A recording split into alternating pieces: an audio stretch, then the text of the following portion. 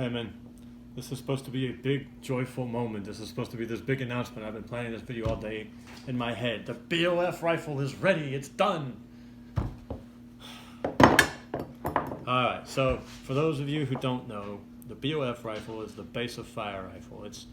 It's an attempt to make a weapon that does an end run around the NFA, the National Firearm Act, and provide a weapon for the militia that can be a base of fire.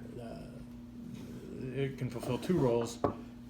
I used to call it volume of fire rifle because it could just throw down some suppressive fire, but also be used in the DMR role, designated marksmanship.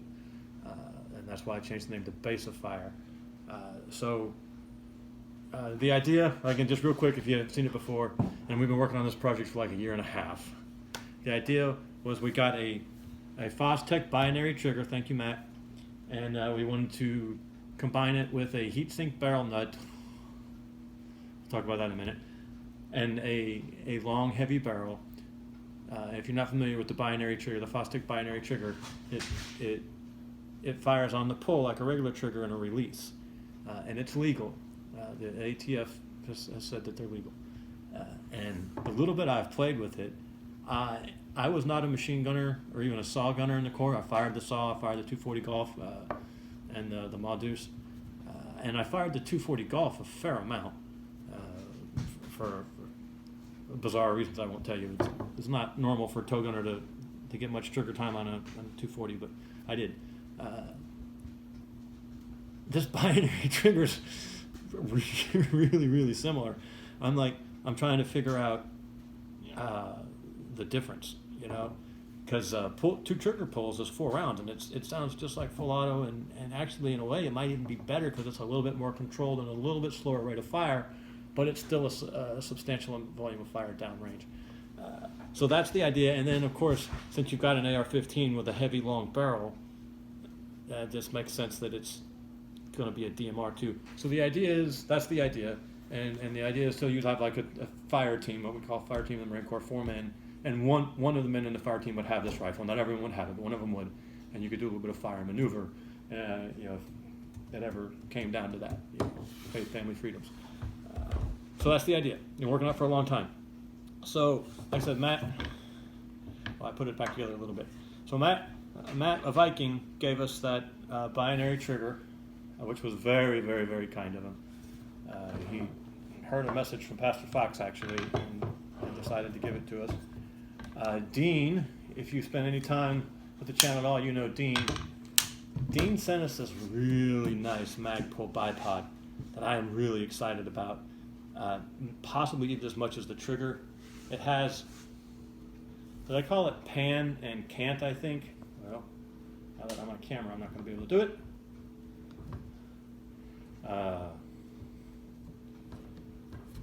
So cant is this way, and pan is this way. And one of the first, maybe not the first, but one of the things I'm excited to do with this thing is to engage multiple targets from one position. Going to be really excited. If you've ever actually trained, even the little bit I've trained with a machine gun, you don't do mag dumps with machine guns, and actually you probably wouldn't do. You won't do mag dumps with this either. If dealing with a machine gun, it varies from the machine gun, but I think like the saw is 3 to 5 round bursts, and the bigger ones are 5 to 8 round bursts, or it's something like that. You do bursts. You don't do this and dump all your rounds downrange. You do this. Well, with this binary trigger, 2 trigger pulls is 4 rounds, 3 to 5, right? So we're going to set up sheets of plywood, and there's this thing called a beaten zone, and we'll talk all about it when the time comes. But this bipod is going to allow us to do that. Is that not awesome? It's M-lock too, and I think it extends out to 11 inches.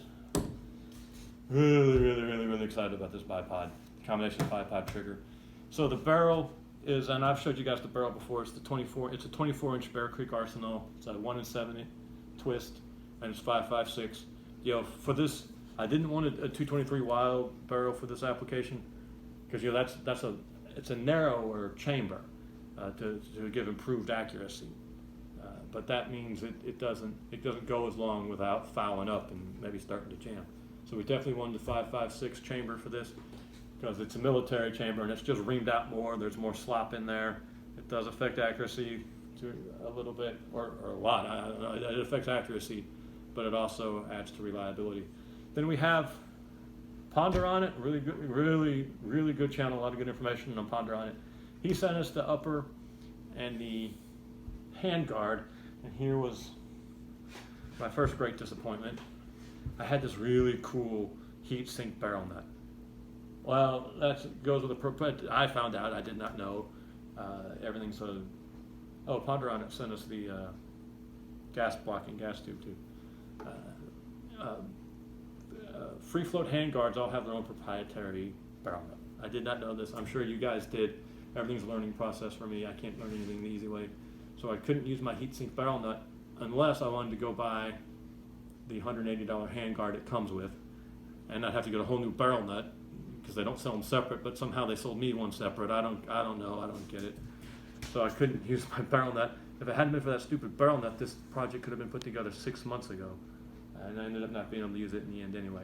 Now, the reason why I'm so upset is that after a year and a half of working on this and telling you guys about it, I went to put it all together tonight and do a good video for you guys, and the charging handle has disappeared. It was set up on a bookshelf. My first instinct is always to blame the kids. That might not be fair. Anyway, so I've either got to order, the charging handle is here somewhere, but I won't find it until I order a new one. And I mean, I've got another setup I'm about to work on that's going to need a charging handle anyway. So that's why I'm all heavy laden. I can't remember what that phrase is from. I don't think that describes. That's why I'm upset right now. I'm very disappointed. I actually just called Adam up at North Point Axe.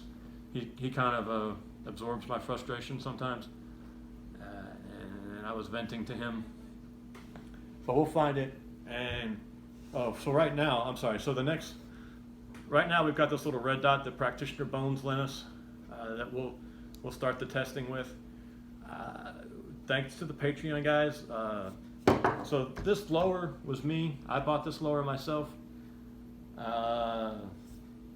Patreon guys bought the barrel, the flash hider, and the nickel boron coated Palmetto State Armory bolt, which had a problem extracting last time. But that was the first time I'd ever shot. The very first shot it didn't extract. So I'm going to wait till I put some more rounds downrange before I deliver a verdict on this. Although I took off the extractor, and up underneath the extractor it has 6.8 written, and so I'm wondering if they got the wrong extractor on here. So then I almost wonder if it would then be the wrong bolt. It looks right.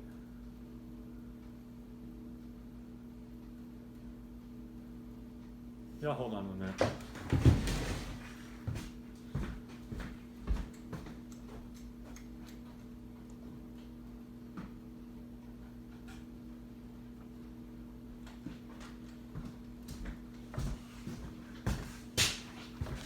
Now that I look at it, it doesn't look right.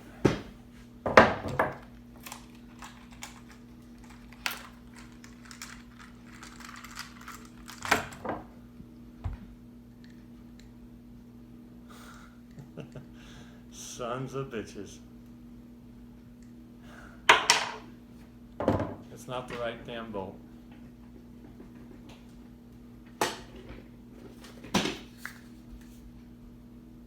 This is the tube it came in.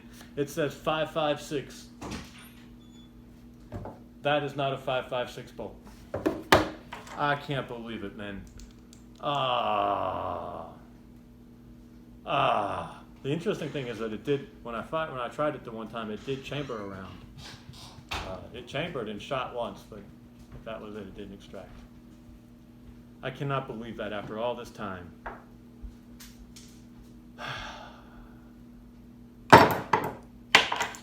So, instead of a nickel boron coated bolt, we'll be using a good old fashioned mil-spec bolt. Oh, I'm so pissed. That was $100. I wonder if the bolts just exchanged. I wonder if I could just take the bolt out of this.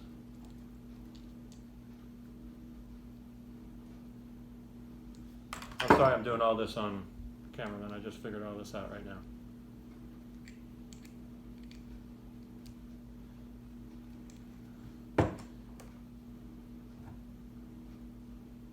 I don't know. I'm sorry. I won't do this on camera with you guys. As he said, as he continues to do it on camera. All right. Oh, we were this close. Oh, gosh. Okay, man. There you go. It's like the perils of Penelope over here. Every time I think I'm free, I found myself tied up on a railroad track again. Patreon supporters, we really appreciate you. Thank you, Matt. We really appreciate you. Ponder on it. We really appreciate you. I promise you, man, at some point we will get this done. We appreciate you. Thank you.